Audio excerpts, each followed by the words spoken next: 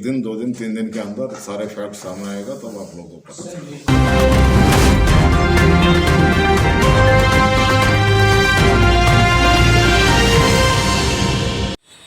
नमस्कार, मैं हूं साक्षी और आप देख रहे हैं जीसीपी न्यूज। चतरा में माओवादियों द्वारा कोयला व्यापारी मुकेश गिरी की हत्या के बाद जिले में पुलिसिया गतिविधि तेज कर दी गई है। झारखंड के डीजीपी एमबी राव हेलीकॉप्टर से चतरा पहुंचे। पुलिस लाइन में डीआईजी एवी होमकर और एसपी ऋषभ झा समेत तमाम अधिकारी की मौजूदगी में समाहरणालय में मैराथन बैठक की। जिले में सक्रिय नक्सलियों के विरुद्ध अभियान को लेकर डीजीपी ने कहा कि नक्सलियों को मुंहतोड़ जवाब दिया जाएगा। पत्थरगढ़ा में छठ घाट पर कोयला व्यापारी की हत्या के बाद पहुंचे चतरा। इधर सिमरिया विधायक सभा भाजपा के प्रदेश उपाध्यक्ष किशन कुमार दास ने कहा कि तपसा गांव के मुकेश गिरी की हत्या छठ घाट पर कर दी गई है। सुनकर मैं दुखी हूं। आखिर हत्यारों ने कैसे हिम्मत किया छठ घाट पर हत्या करने की। एक तरफ जब से हेमंत जी की सरकार बनी है तब से पूरे झारखंड में हत्या, बलात्कार, उग्रवादी घटना बढ़ गई है। उन्होंने कहा कि खासकर चतरा जिले में 4 उग्रवादी घटना घट चुकी है। इस सरकार में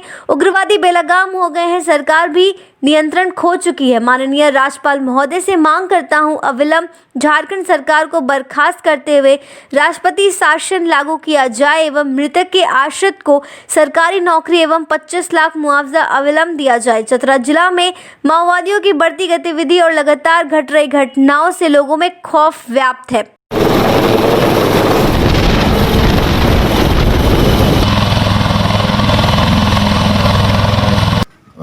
एक विशेष रूप से ध्यान रहा और यहाँ ये आर्थिक कार्यकलाप धीरे धीरे शुरू होने के बाद ये लेवी वसूली के जो चक्कर में ये लोग अपना फिर एक्टिविटी शुरू किया, तो हम लोग पूर्ण रूप से इसके पीछे में अभी योजनाबद्ध तरीके से इनका सफाई के लिए हम लोग पूरे योजना बनाने के लिए ही आज यहाँ बैठे हैं। और ये निश्चित रूप से इन लोगों को हम लोग कुचल देंगे, उसमें कोई शक नहीं है। और इधर खास करके कल जो हत्या हुई, हत्या किसी का भी हो वो निंदनीय है और काफ़ी दुखद बात है। लेकिन ये व्यक्ति भी किसी उग्रवादी संगठन में शामिल रहा पूर्व में। कुछ मामले भी उनके ऊपर दर्ज था, जेल में भी था। इसका मतलब बिल्कुल ही नहीं है कि कोई अगर जेल से निकल गया तो उसका हत्या किसी का भी हुआ तो हम लोग उसको अपराधी मानते हैं, लेकिन उसका बैकग्राउंड बता रहा है, उसके कारणों का। और ये जो ग्रुप अभी माओवाइस्ट ग्रुप सक्रिय होकर इधर कार्यकलाप कर रहा है, इनको हम लोग दबोचेंगे। बहुत जल्द ये कार्य संपन्न होगा और पूरी ताकत के साथ। इसलिए बता रहा हूँ कि इन लोगों को समझ में आना चाहिए कि अगर कोई भ्रम में है तो नंबर 1 ये अभी सिक्योरिटी एस्टेब्लिशमेंट के खिलाफ ये लोग लड़के टिक नहीं पाएंगे। तो देखिए, किसी सुदूरवर्ती ग्रामीण क्षेत्र में किसी निर्दोष निहत्थे को मारने में बहुत ज़्यादा बहादुरी की कोई ज़रूरत नहीं है, ठीक है। और या कहीं जंगली इलाका में कोई रोड बन रहा है, वहाँ लगा हुआ मशीन जलाने के लिए कोई बहादुरी की ज़रूरत नहीं है। लेकिन ये लोग टिक नहीं पाएगा और ये विकास कार्यों में बाधा उत्पन्न करके अपने आप का कब्र खोद रहा है, क्योंकि ये लोगों का विश्वास कभी को खो चुके हैं। बहुत लंबा उनके बारे में लोग बोलना नहीं चाहते हैं। मेरा सिर्फ इतना ही कहना है कि कहीं इनका लोगों के बीच में जो एक भ्रम है कि हमारा समर्थन है या उनको चाहने वाला है, वो भी समाप्त हो गया, क्योंकि अपने आप क्रिमिनल साबित हो गया। केवल क्राइम में ही लिप्त है, खाली उनका मतलब पैसा वसूलने से और अपना कहीं कारोबार चलाने से और अपना बाल बच्चों को विदेशों में पढ़ाने से रहा। इसलिए इसका समाप्ति होगी। और बाकी जो पेशेवर अपराध कर्मी हैं, जो भी आग्नेयास्त्र लेके घूमते हैं, उनके विरुद्ध भी कठोर कार्रवाई होगी। जैसा मैंने बता रहा हूँ कि एक पूरे राज्य भर में एक भयमुक्त वातावरण बने, बेहतर विधि व्यवस्था रहे और क्रिमिनल का कहीं भी जगह नहीं हो और लोगों का किसी तरह के जान माल के नुकसान ना हो, इसकी व्यवस्था करने के क्रम में जितने भी अवैध आग्नेयास्त्र लैस होकर जो अपराध किया था, उनका पिछले 5 वर्षों का आंकड़ा पूरा तैयार है। लावालुंग जो क्षेत्र है वो टीपीसी का जो सुप्रीमो का गृह क्षेत्र है। तो कोई ऐसा तो नहीं कि टीपीसी जो है वो पुलिस पर प्रेशर पॉलिटिक्स बनाना चाहती है? जो भी है हम लोग देख रहे हैं। देखिए अभी बिना अच्छी तरह से जांच किए कोई भी चीज़ बताना तो और खुले दिमाग से इन्वेस्टिगेशन करना चाहिए कि उसमें सारे फैक्ट समझ में आने के बाद ही कुछ चीज़ बताना ठीक होगा। अब ये कहना कि ये किया या नहीं किया इसका अच्छा नहीं है, क्योंकि अभी इन्वेस्टिगेशन चल ही रहा है। तो 1 दिन 2 दिन 3 दिन के अंदर सारे फैक्ट सामने आएगा तब आप लोगों को पता चलेगा। नाम दिया गया है, इसके अलावा रांची में पोस्टरबाजी की गई है और चतरा की आज घटना है। रांची में झारखंड पोस्टरबाजी पुलिस कुछ किस नहीं रूप में लेती है इस चुनौती को? खुटी और नहीं वो देखिए वो घटनाओं को इससे नहीं जोड़ना है। वो एक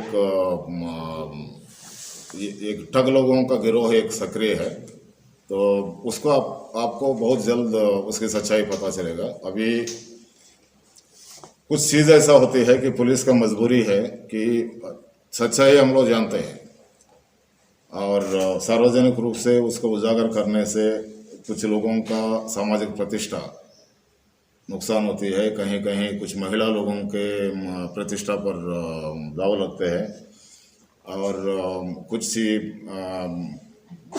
संतुलन जो है समाज में संतुलन बिगड़ जाता है। इसलिए बहुत जगहों पर हम लोग क्या करते हैं कि हम लोग जानते हैं बात क्या है, लेकिन जैसा जहर पी कर रह जाना पड़ता है कभी कभी। अभी गिरिडीह जिलों में कुछ जगहों पर छोटे छोटे बच्चों का हत्याएं हुई और हम लोग काफ़ी संवेदनशीलता के साथ तो बहुत मेहनत करके इन्वेस्टिगेट करने के बाद जो बात सामने आती है अत्यंत ही भयानक और शर्मनाक है और एक मानवता के नाम पर ही एक तरह का वो कलंक है जिस तरह का बातें वहाँ सामने आती है। लेकिन हम लोग बोल नहीं सकते। मैं यही कह सकता हूँ कि जिनको इंटरेस्ट है, मीडिया का लोग हो या समाज सेवी लोग हैं, स्वयं जाकर आप अपना पता लगा लीजिए उसके पीछे का कारणों का क्या है। क्योंकि वो बोलने से क्या होता है कि जैसे मैंने बताया बहुत सारे परिवारों में कलह बढ़ जाता है और सामाजिक प्रतिष्ठा का भंग हो जाता है। एक तो नुकसान उनका बच्चों का मौत से हुआ, फिर ऊपर से ये हो जाता है। इसलिए हम लोग नहीं बोलना चाहते। कहीं कहीं 2 मामले ऐसा हुआ कि लोग खुद ही गोली चलवा लिया अपने घरों के पास रात के समय बॉडीगार्ड मांगने के लिए। तो अभी आप समझ लीजिएगा कि एक आइसोलेटेड इंसिडेंट्स को 2-4 जगह का जोड़ के एक ऐसा वातावरण बना देना ये उचित नहीं है। एक एक जगह का अपना अपना खासियत है। वो कुटी में पोस्टरिंग जो किया था वो एक ठग लोगों का ग्रुप है, वो लगभग हम लोग आइडेंटिफाई किया था। They will be arrested.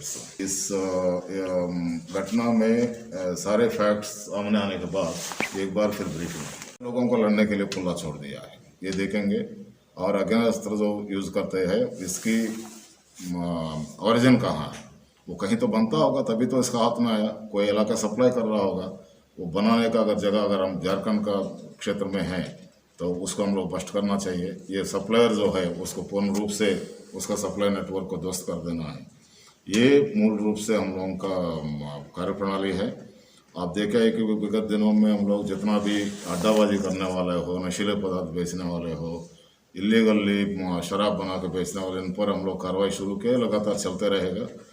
इसकी मूल रूप से इसका उद्देश्य ये है कि यही सब जगहों पर अपराधी पनपते हैं और अपराधी को अगर काबू करना है तो इन चीज़ों पर काबू पाना बहुत ज़रूरी है।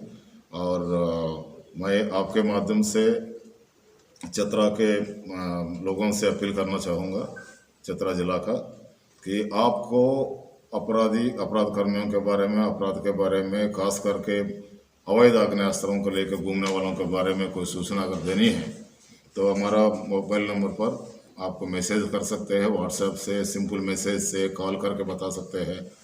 मैं आपको ये वादा कर सकता हूँ कि आपके विवरणी पूर्ण रूप से गोपनीय रहेगा, क्योंकि आप हमको भेज रहा है, उनका सुरक्षा मेरा जिम्मा होगा और उस पर कार्रवाई का गारंटी हम लोग देंगे।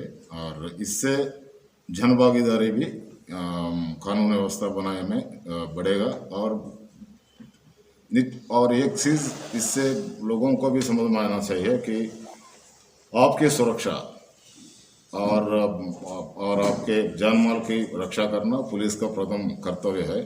और हम लोग इससे पीछे नहीं हटेंगे। लेकिन उसमें मैं अपील करता हूं कि आप लोग भी अपना भागीदारी निभाइए, अपना हिस्से का काम कीजिए, सूचना दीजिए, सही सूचना दीजिए, और तब आप सूचना दीजिए, हम आपको सुरक्षित रखेंगे।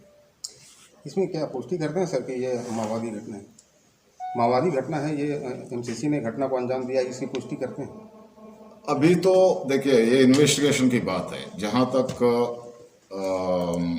वहाँ पर्चा छोड़े हैं, वो पर्चा के भाषा तो आमतौर पर तो माओवादी का भाषा ही लग रहा था, लेकिन आजकल वो इतना अभ्यस्त हो गया लोग, तो लेकिन हम लोग कोई चीज़ से इनकार नहीं करते हैं, क्योंकि बिना संपूर्ण इन्वेस्टिगेशन किसी भी एक मंतव्य पर पहुंच जाना तुरंत तो ठीक बात नहीं है। अब 1-2 दिन समय लगेगा और आपको संपूर्ण बातें सामने आएगी।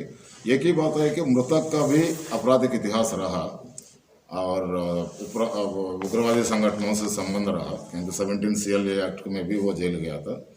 तो हम लोग अभी बहुत गहराई से जांच करेंगे कि इस घटना के पीछे कारणों का पता लगा। चतरा से अमित कुमार सिंह की रिपोर्ट। धन्यवाद। ग्रामीण एवं देश विदेश की अनोखी खबरों के लिए सब्सक्राइब करें और बेल आइकन दबाना ना भूलें।